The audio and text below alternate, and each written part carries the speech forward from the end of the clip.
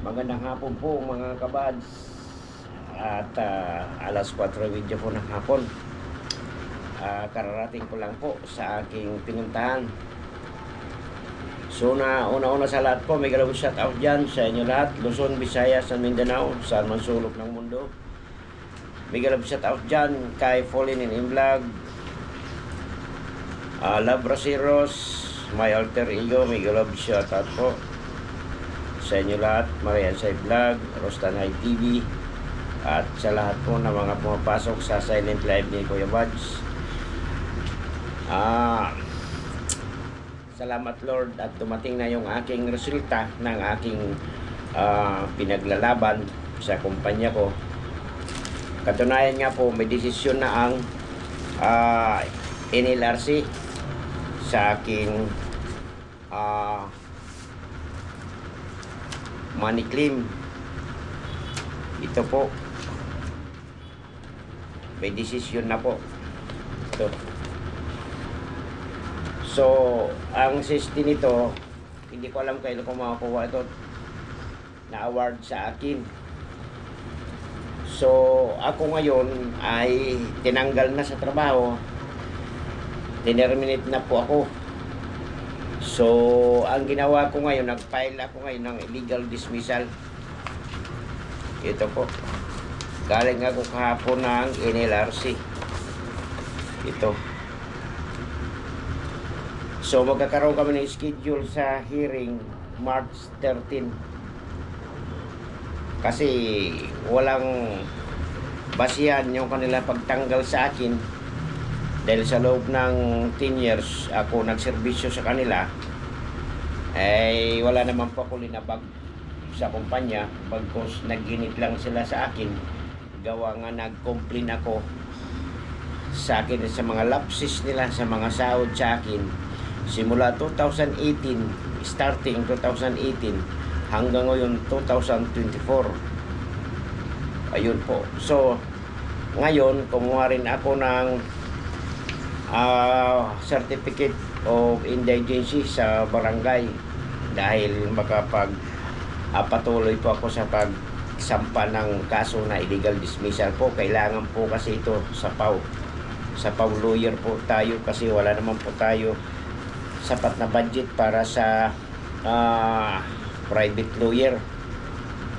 So sa awa naman ng Diyos, naniwala po ako na mananaig po ang katotohanan kaysa kasinungalingan. Dahil po sinampa ko yung nagreklamo ako noong October 5, dinala ko doon sa Calabarzon. So nirefer ako sa Quezon City NLRC. Sa awa ng Diyos po, 3 months lang bago gumulog yung kaso ko at nai-award na sa akin ang akin mga kiniklim. Ito lahat. So ito, hindi pa rin ito makukuha gawang dadaanin po ito sa proseso na award sa akin. More or less 200 plus thousand to 200,022.63 po. So ngayon kung mag-apila naman sila, pwede naman po magbaban po sila ng 200 kung magkano bayaran sa PAW. In charge sa kanila yung Public Attorney Office. Yung po ang magbaban po sila doon, parang collateral ba, either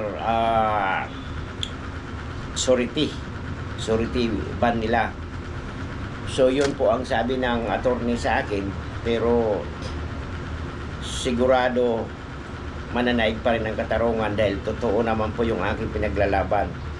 Noong January January 7, inisyuan ako ng preventive suspension. Ito mga kabads, preventive suspension. Pagkatapos ng isang buwan, 30 days preventive suspension, inisyuan na ako ng termination letter. So ito ang mahirap. Isyuan ka ng termination letter, tapos gawang kanila ng mga senaryo na mga kaso. Ayun po. Pero patotohanan ko naman na wala ako na-commit na mga violation sa kumpanya ko dahil tapat ako sa trabaho ko. So ang ginawa nila dito, serious misconduct at saka willful disobedient to lawful order, gross habitual neglect of duty. Ang pang-apat po, fraud of or willful breach, trust loss and competence, at saka commission a crime of offense. Ang pang-anim po, analogous. So sinagot ko lahat ito, bakit kamo magkakaroon ng serious misconduct na wala po akong linabag at saka yung local order. Noon pa man wala na sila tiwala sa akin, pero ang hirap gawa nga ng lagi ako nagre-react na bakit ganito lang sahod ko.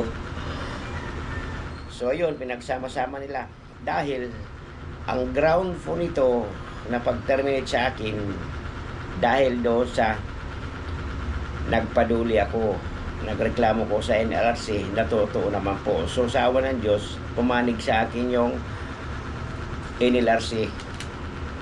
So ibig sabihin, puro kasinungalingan. So lahat ito sinagot ko. Ito yung termination paper na binigay sa akin. Dapat hindi na ako terminate kasi hindi naman po ako papasok kasi na preventive suspension na po ako. Pero ganun pa man, sumunod tayo sa batas kasi tayo ang naapi. Ganito ang sitwasyon. Kaya si Kuya Bads, ang tagal na panahon walang upload na mga kagayan, mga upload ko na video noon kasi araw-araw nilalakad ko. At kung ano yung pwede ko puntahan, pinupuntahan ko na ma-resolve lang ito na ginawa sa akin ng kumpanya ko. 6 years ako. Alam nyo po ang binabantayan ko dyan mga tao. 2018, 91 na mga tao. Mas maganda pa magbantay ka ng 100 na kalabaw o 500 na kalabaw kasi pakawalan mo lang yan, pakainin mo lang, okay na. Tapos pwede mo yan ilang araw hindi mo balikan, nandyan pa rin yun. Pero ang mga tao nandyan at mga bisyo lahat pasaway. So wala po nagtagal sa kanila ng mga gwardiya, bagkos ako lamang po dahil nag-test ako kahit ganun. Kasi mahal ko ang trabaho ko sa pamilya ko, nag-aaral yung anak ko, kaya ganun po. So itong kumpanya talaga mahirap na magsalita, doon na lang kami magtotoo sa korte. Pero ito ngayon, itong na-award sa akin, swak na ito, sigurado na ito. So 100, 101, 105, 109.99% makukulikta ko ito dahil may desisyon na. At hindi sila pwede mag-appeal sa commission, pero may karapatan naman ng tao pag natalo ka sa kaso, may karapatan ka mag-appeal. So bibigyan sila ngayon ng kung mag-appeal sila. Pero ganun pa man, ang desisyon dahil mayroon mga lapses talaga sila na nabutasan gawa nga ng sa complaint ko. Ayun po. Pangatlo po, yung aking retirement na ako ngayon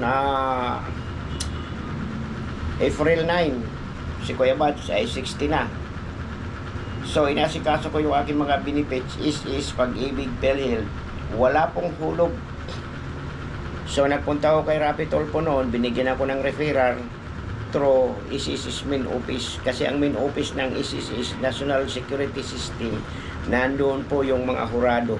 Sila po ang nag-receive ng mga complaint doon sa mga kumpanya na inaabuso ng kanilang mga employee. So ang Pag-ibig din po, wala rin po hulog. At saka PhilHealth, ayun po ang masaklap. Pero ganun pa man, sabi sa kanila, hulugan nyo yun bago ako mag 60. Pero ang sabi nila, hindi maihulog, refund sa akin. Yung ang inintay ko ngayon, hindi pa nila in-refund. Nangako sila 2022 pa hanggang ngayon po. Pero sabi ko, kailangan i-refund nyo yun dahil paano naman ako. So ganito, naapektuhan yun na aking YouTube channel. Wala akong upload, hindi ako nakapaggalagala dahil inaasikaso ko po ito. Yun po ang masaklap na katotohanan. Pero ganun pa man na hindi ako nawala ng pag-asa. Pinipray ko na lang kay Lord na balang araw magakamit ko yung justisya.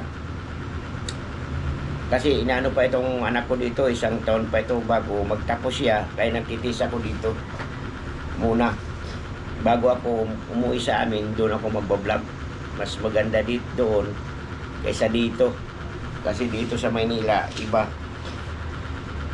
Pag saan ka magpunta, puro gastos. Ganun po yun. So, salamat sa inyo, sa aking mga silent viewer, sa ating silent subscriber. Maraming salamat po sa inyong suporta sa akin. Kahit wala akong mga upload, nasilip kayo doon sa aking mga video. Pero ilang buwan na po hindi ako nakasahod sa YouTube dahil kulang ako sa views, sa mga ilan lang ang revenue ko. So, ayun po, nagpapasalamat po ako sa inyo. Ito po ang tinututukan ko na muna na akin malapit na ako mag-retire. Kasi may pagdating ng panahon na mahina na yung aking katawan, paano pa ako makapaglakad? So, mantakin mo ito na ang daming mga papel dito talaga na takin mo ito. Ilang pages ito? Na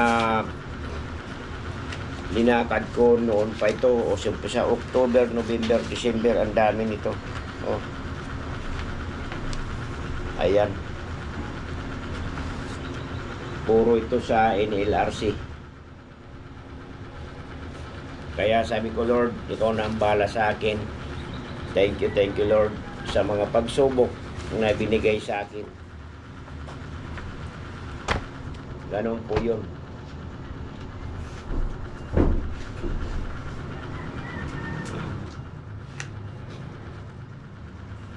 So, salamat po. Maraming salamat po sa inyo talaga.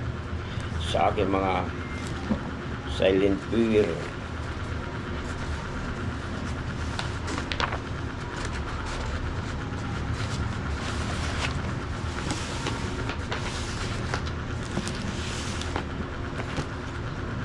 So ito sa buwan ng March, March 13 yung unang conference namin sa akin reklamo na illegal dismissal. Ganun po yun.